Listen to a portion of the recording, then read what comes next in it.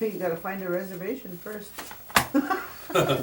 Are there any French, Canadian, Russian reservations around these parts? Right? Yeah, you're living in one, Green Bay. Oh, yeah, oh, yes. You don't wanna expect that treatment in Green Bay. Heaven No. forbid. Okay, the 16th, I'm not. Spell it for me, please. Okay, my name is Patricia Anne Kurowski Cornelius. My maiden name is Kurowski, and Patricia Anne Anne Cornelius Cornelius. Maiden name Kurowski Kurowski. Okay, where were you born? Was born in Green Bay, In the date of your birth? November 2nd, 1939. Okay, and are you married, Pat? Yes. And what is your husband's name? Merlin Julius Cornelius. Okay, where were you married? Methodist Church In Oneida? in Oneida. Okay. When was that? October 20th, 1956. Okay, do you have any children, Pat? 7 children. 7? Can you give us their names? Cheryl Ann Vandenberg, Terry Lee Dockstader, Merlin Keith Cornelius, Philip Mark Cornelius, Bart Michael Cornelius, Kenneth Peter Cornelius, and Chris Joy Cornelius. Okay, and let's talk about your parents a little bit. What were your parents' names?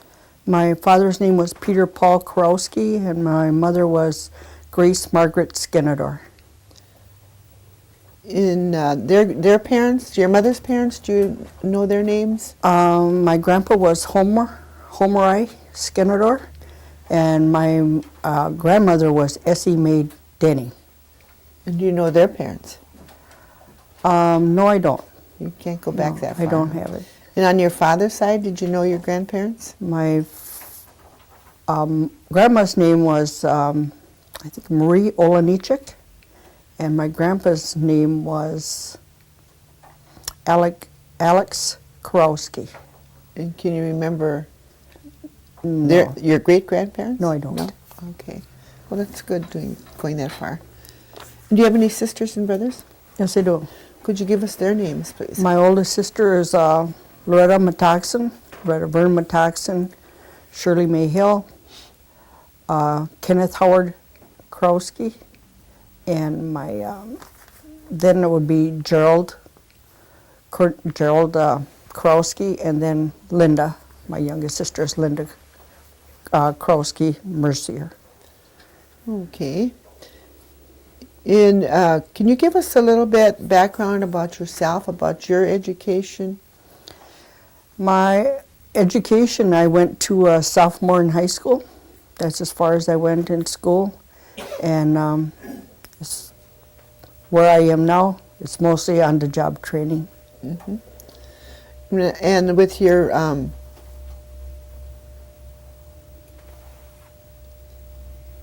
what was I going to ask you? I lost it. Oh, can you remember any of the things that you did when you were growing up? Like, can you remember any holidays and how you spent them? Well, we were raised on a farm, a small farm.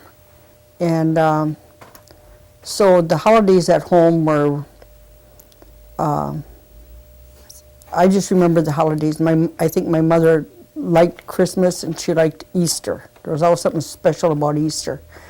But like at Christmas time, like if we got one toy, that was good. I thought we weren't rich in material things and money-wise, but I think we were rich in other ways, family. And we got toys. We never went without, really, but a lot of homemade things. And our tree, too, was always homemade. Everything was like popcorn on the tree or apples, oranges, homemade, a lot of homemade things to put on a tree. So homemade candies, that's what I remember being special about Christmas. And we didn't have no running water, or indoor facilities, so that was. Was New Year's a special day to you?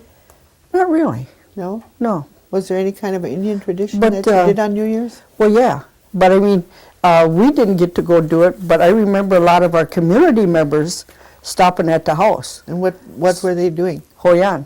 Okay. So they'd come around, and a lot of our distant relatives would stop by, and we'd always have, what Mother would make was, we always had fruit and popcorn balls. I remember, so that was our main thing to to hand to our neighbors and relatives and on New Year's Eve, on But New you Year's didn't Day. go yourself? No, we didn't, no. Oh. I don't know if we just working all the time, but I don't remember going to Hoyaning as much as, but then I remember my mother buying corn soup and cornbread for, like from Sarah or, Sarah and her sisters. They'd make cornbread and corn soup and come around and sell it. And it seems like around the holidays, and we always had cornbread and corn soup also. Your mother didn't make it? No, not really. She always bought it from her cousin Sarah. Oh, okay. Yeah. Then what about your mother now? Did she ever talk about going away to government school or anything? No, she really didn't, but her sisters did. Her family did. Her family all went to government school. And I think basically she had about, I want to say, 10 or 12 in the family, because some died when they were, very young or, just born. But most of those that went to the government school, and I only got to know one that lived, and there was a brother and a sister that lived out of about 10. And who was that? And that was her brother Dewey, Uncle Dewey, and my Aunt Leon, who lived up in Stevens Point most of her life. And what happened is that most of the children that all went to government school all died. They all died from either TB, diphtheria, some kind of illness that they took on. A lot of even Dewey, as he died when he was older, him and his wife also died of TB. So that was pretty prevalent back then. I think they called it consumption too. That was another name for TB, was consumption. Oh. But most of them all died, just going to, I think, being exposed to so many kids that had this different diseases. So I didn't get to know a lot of my aunties and uncles except for two. What about your father? What kind of work did he do? My father was 100% Polish. He was a farmer and millwright. He worked in the mill all his life. He lost his arm when I was born. He lost one arm, and we moved to Oneida. Right after that, we moved to Oneida on Seminary Road, and what used to be Route 1 Oneida, dirt road. And but he continued working at the mill, and that part of the settlement of him losing his arm at Hobart Paper Mill was the farm. That's how we moved to Oneida and got the farm. So, yeah, he was known around Oneida as One-Armed Pete. As there's a lot of stories. My mom was full-blooded. My mom was Oneida, and my father was Polish, and I remember him going to Seymour. Always farmed all his life. He'd go to Seymour. He'd meet your father in Seymour, and then every now and then they'd tie one on, so to speak. So my dad was a hard worker. And I remember we always made wood in the winter, and we had a lot of our community members as our customers, because they used to burn wood and coal back then. And I always remember them hauling wood to the different people who come in and say they needed a load of wood, and we'd haul the wood, or we'd help cut the wood and split the wood, and then Dad would deliver it. And we helped, and I've never known my father as people who needed wood. If they owed him money for wood, well, they owed him money for wood, but I never see him go out and collect. Sooner or later, if somebody owed him for wood, they'd come by and they'd pay, and you got to meet a lot of our, people too that way in the community. Got to know a lot of people. Did you always have a big garden every year? Oh, good heavens. The garden was ridiculous, but I guess that's the way we survived and lived. Is we had a garden. I think it went from our farm down to the next farm. It was about, I always said it was a quarter mile long. I don't know. I think that's exaggerating, but it was a huge farm. I think by the time I got down to one end weeding, the weeds were growing up at the other end. But we always had our own strawberries, our own berries, our own everything. Like I think most people did back then. They grew everything. Mm-hmm. And then our basement was full of canned goods, always. And at one time, my father and mother had taken in 3 of our nephews, taken in my auntie and his sister, my Aunt Gertrude, and my mother's mother, my grandma Essie Mae Moss. She was in the house. There was 12 of us in the household. And we had a kerosene stove. We baked bread, 12 loaves at a time, maybe 2-3 times a week. Canned like crazy. The basement was always full of everything you could think of. And then we had our own pork, we had our own beef, we had everything. But like I said, maybe not a lot of money, but we had everything, Mm-hmm. We were okay. The main things. The main things, Yeah. right. Did your mother sew or anything special that she made? She was a good cook, and she was a good baker, and she did sew some, but then maybe about the time I went to school, I think she worked more on the farm and more with the cattle and those kinds of things, so she didn't sew as much. When it comes to cooking and baking, she was an excellent cook. And and also, working with the cattle like Yeah. our parents did, she knew how to deal with cattle and calves and taking care of all the livestock. Did your grandmother, or did you know much about your grandmother? Some. Yeah, I knew Grandma, yeah. Did you know if she ever made any baskets or anything? No. I know Grandma Moss, my grandma lived way up in Ladysmith, and they ran a store up there, and along the railroad track. Was that on your father's side or your mother's side? Mom's side, S.E. Denny.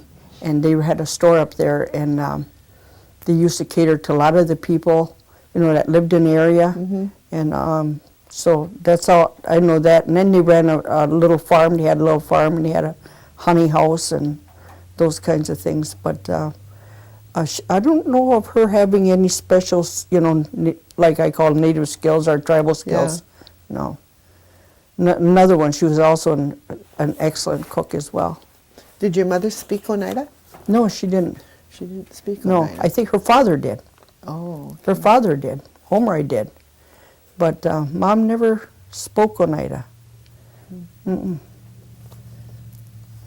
So, let's get back to yourself now. What are you doing, and how did you get to where you are? Well, how I got where I am is in about 1972. I know there was a truck. My husband drove a truck at that time, drove a semi. He worked at the paper mill and then went to a semi. Well, there was a truck strike that had went on, and I ended up, Julie Barton and Sandy Ninham came to my house. That's when they had homeschool coordinators. Mm-hmm. And they came to my house, and with all those children and everything, I didn't plan on working, but I know I had to do something. So what I did was, they came and they said, "Pat, you can do that. You know how to do that." And I was just terrified. "No, you can do that." So they kind of talked me into taking the job. What was the job? Homeschool coordinator for Freedom, okay. for Indian education. So I stayed there for 12 years.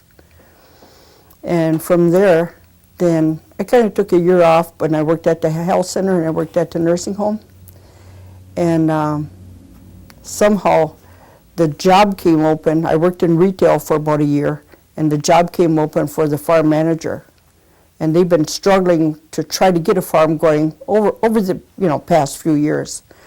And the general manager of the tribe asked me if I would be interested in taking that position. And I was kind of apprehensive, but I thought, oh, well, I only come from a 62-acre farm. What do I know? I guess I can handle that. But I went and I took the position, and at that time there was 300 acres, and that was the old Smith's farm below the Episcopal Cemetery. Yep, right down the hill from here. We had 30 head of cattle and 300 acres, and that's where I started. That was my position to take the farm over and get started. Was it a dairy farm at that time? It was a dairy farm, and when I came on there, they had 30 head of Red Angus cattle. And I did some changes. We went from Red Angus cattle, cow calves, we went to Holstein. I had some Holstein bred heifers. We done all right with them. And eventually changed over to cow calf operation. The farm has grown to, we're tilling 4,000 acres, but it's actually about 8,000 with all the conservation, wildlife, all the other things that we do. It's grown now to about 8,000 acres. And we keep about 600 head of cattle on. We got a cow calf operation. We do natural black Angus beef, and we have buffalo. So that's where it is right now. And I'm planning on retiring in December. And what you do with the beef? The beef is sold right out of the farm in quarters, halves, wholes. And the same beef that we also sell it up at the apple orchard, right up here on 54 and 72. We sell, individual cuts right out of the Oneida apple orchard as well. The Oneida apple orchard is somewhat part of the farm. Okay. And then you said that you have, you're tilling 4,000 acres, are We you? till 4,000 acres. We do soybeans, wheat, corn, hay, and wheat, wheat and wheat straw. And a lot of it is cash grain. We sell it right on the market for soybeans and wheat. It's cash, and then we use a lot of the straw we sell and use it back for bedding of the cattle. Do you do anything with the canning factories in the area? We did, and I did do some canning company contracts with green beans, but every 3 years, you might make a profit on that. So we just discontinued that, and we're going to plant more soybeans rather than work with a canning company contract. They don't do sweet corn up here no more, and that's where we made our money, was with sweet corn. Green beans are touchy. Do you, did your grandmother or your mother ever tell you any Indian legends or stories that you remember?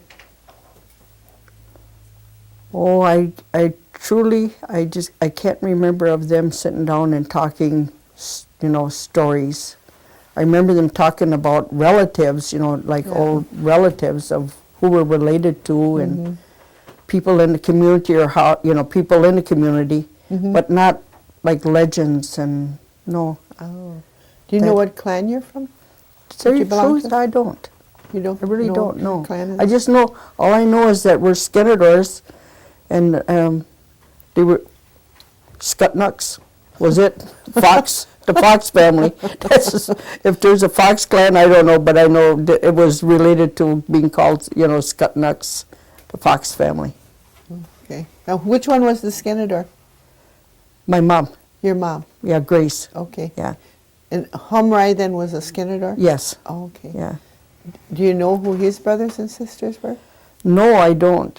I've heard some of them, but I don't know all of them. I know how we're related to Alberta Baird and their family, and through the Skenadors, and through Sarah, and through Zach, and through Zach Skenador, and Hank Skenador, and so I know those are my cousins, but I wouldn't to tell you who all his brothers, because I never met them. I never even got to. I know we have some papers now, that Loretta has worked on, my sister Loretta has worked on, that tells us the whole family history. Oh, that's It takes nice. us way back, back to New York. Yeah. So some of your distant family then did come from New York Yes. that came here? Yes. Okay. I think there's a little mix of Brotherton in there. We got a little mix of Brotherton mixed in with Oneida. Oh, okay. Yeah, so it's quite interesting. Yeah. So, have there been any effects in your life with the federal and state policies that have been put on us?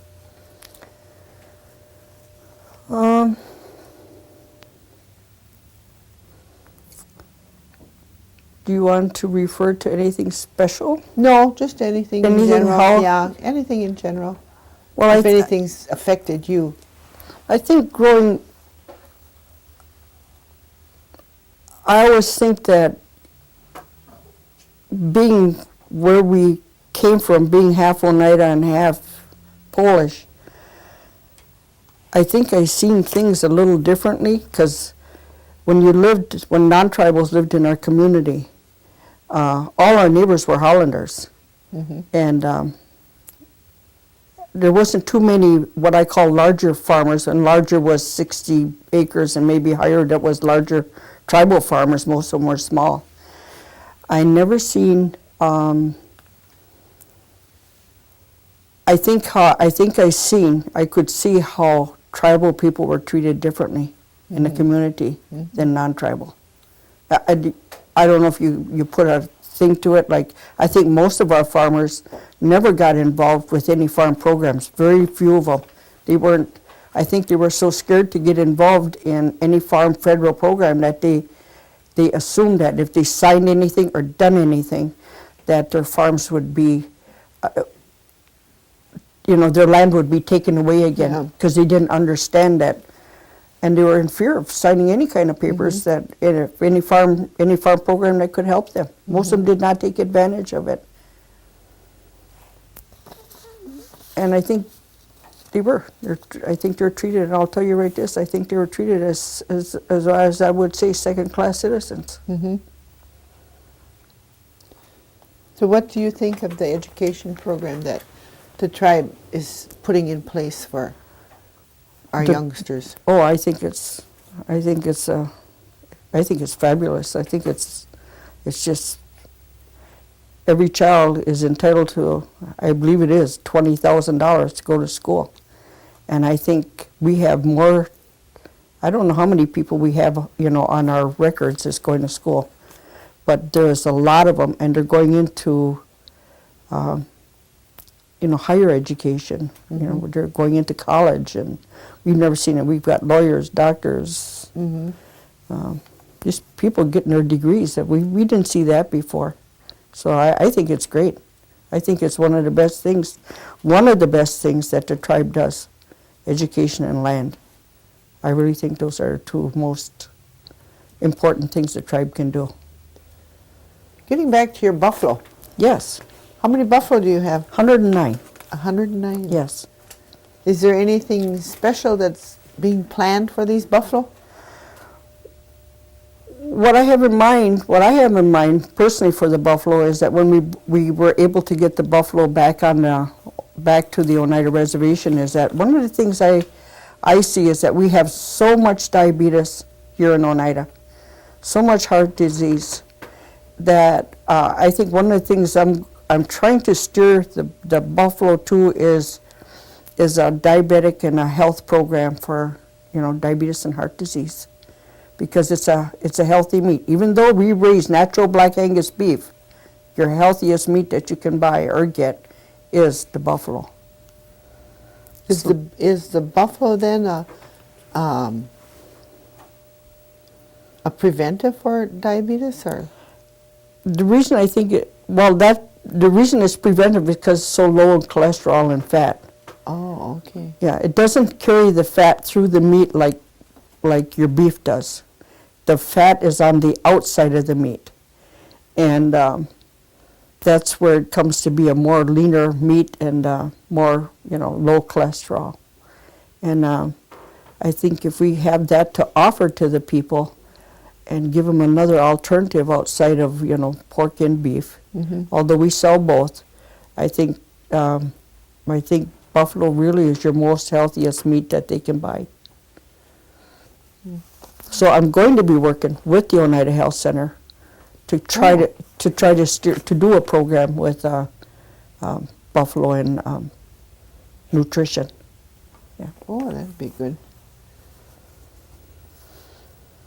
Do you know anything, or did your mother use any kind of herbs when you were sick, when you would get sick, or anything that you can remember of? Well, there's the old standard number 6. Everybody does that.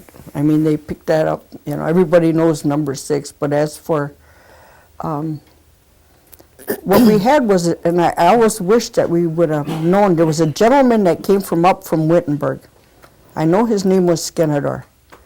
And he'd come around and he'd be dressed in a suit. English was limited, and he'd always have a hat, dressed well. And he'd come down from up north, but he was in Oneida. And he'd come down and he would sell his herbs and different things that he had in little jars. And I sit back today and I thought, oh, if somebody only knew what this man knew, and I doubt whether we know, but I don't even remember. I just know his name was Skenador. That's all I remember.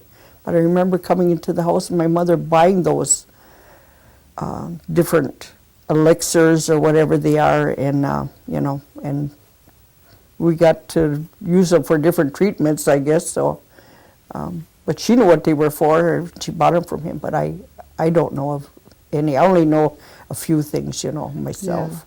Yeah. But she didn't go out and pick them herself. She bought them from this man that came. Oh, I never knew about him. Yeah. If you were to tell children today what goals they should be heading for or looking for, what would you tell them? Education. I think that's any kind of education. It's going to be needed. You just can't go anywhere nowadays without having some higher education background in some specialized field. But there's a lot of goals that our tribal members can take advantage of if they do take advantage of education. We really grew. We grew a lot. The tribe has grown a lot.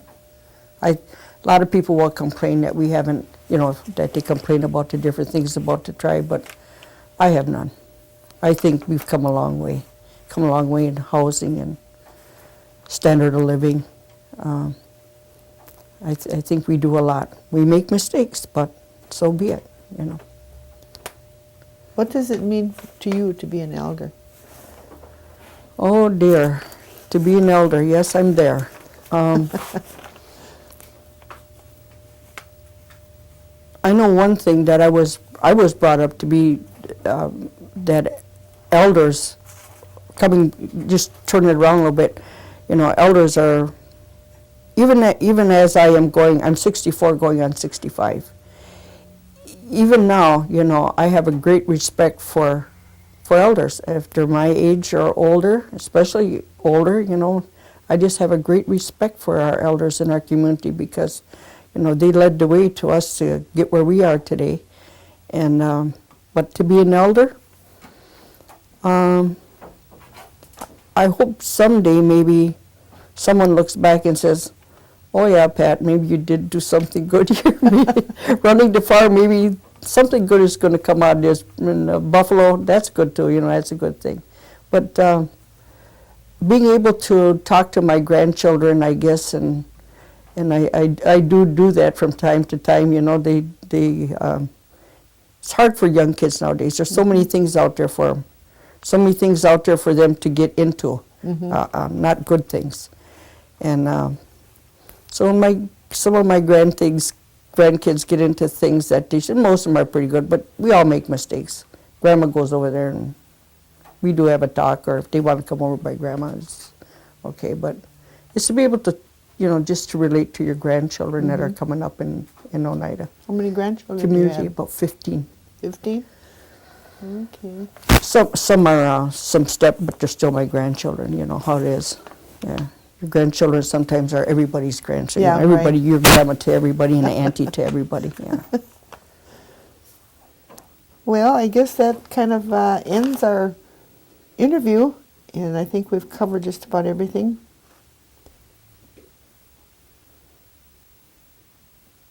Oh, one more question I have for you. Do you have any kind of spiritual practices or customs that you learned being Oneida? The Oneida spiritual? No, but I was born and raised Oneida Methodist. Always been, and still am. I belong to the Oneida Methodist Church, and I'm very involved in the church there. But as far as there's something, and I couldn't put it like say a finger on it, but between like say our non-tribal community and our tribal community, I know our tribal members.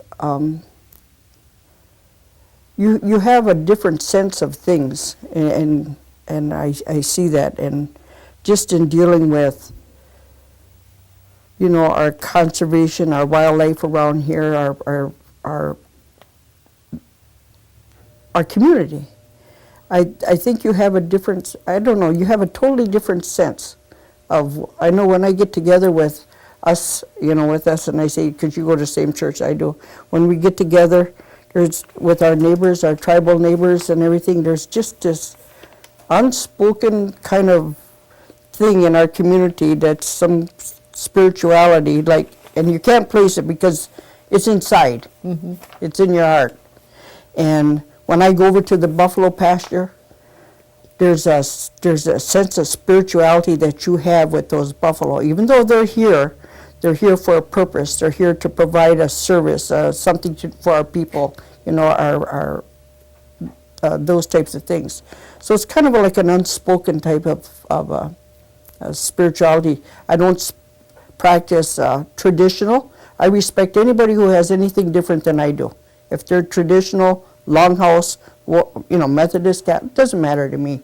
But if you're a tribal member, just dealing with one another in the community, I think you have that special sense of being a tribal member. There's just something special about it. That's how I always felt. Well, I want to thank you for coming and doing this interview with us. And this will end our interview now. Thank you. Okay, thank you. Bye now. Yeah, I'll unhook you in a minute. Oh, and then I knew Gordy when I